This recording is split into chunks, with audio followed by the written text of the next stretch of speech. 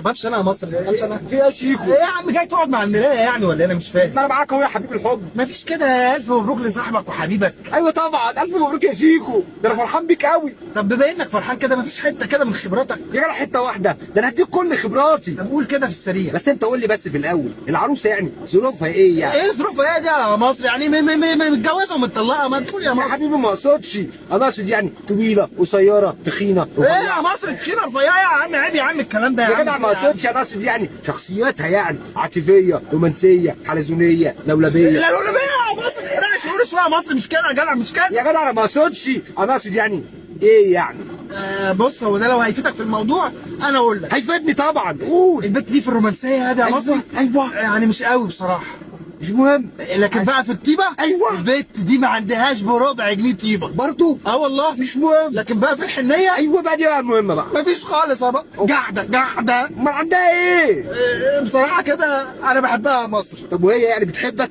بقول لك انا بحبها يا مصر. هي بتحبك بقى؟ يا جدع مش مهم بقى، المهم ان انا بحبها يا مصر. ايوه طب حلو، طب حلو، يعني ايه مشكلتها يعني؟ المشكله الوحيده البت دي شخصيتها قويه قوي عليها مصر. طب يا عم ايه المشكله؟ ده يا ابني بيقول لك ايه؟ خد الست القويه وما تاخدش الست الضعيفه. أيوة. هو مين بيقول كده يا مصر؟ انا ما اعرفش، انا كنت معدي في الشارع سمعتهم بيقولوا كده.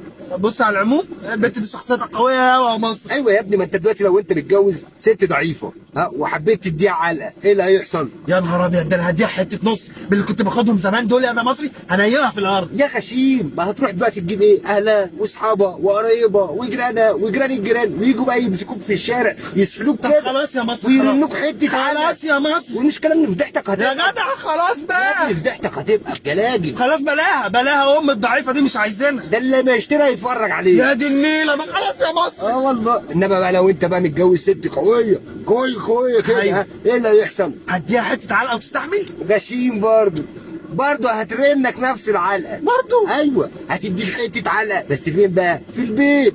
محدش يحس بحاجه، ولا قرايبها ولا اصحابها ولا جيرانها ولا اي حد. هتنزل في الشارع رافع راسك كده ايه، فشخور كده، ماشي منجعلص بنفسك كده وايه، أيوة. وحاسس كده ان انت راجل. حاسس بنفسك كده. ايوه انت بس اللي هتحس ها. انت حاسس، بس حاسس ان انت راجل برضه.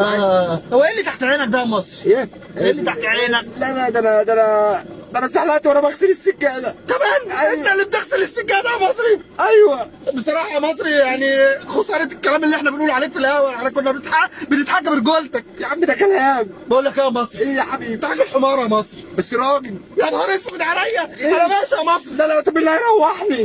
لا يا حبيبي خليها هي دي تروحك. ما تسيبنيش يا شيخو.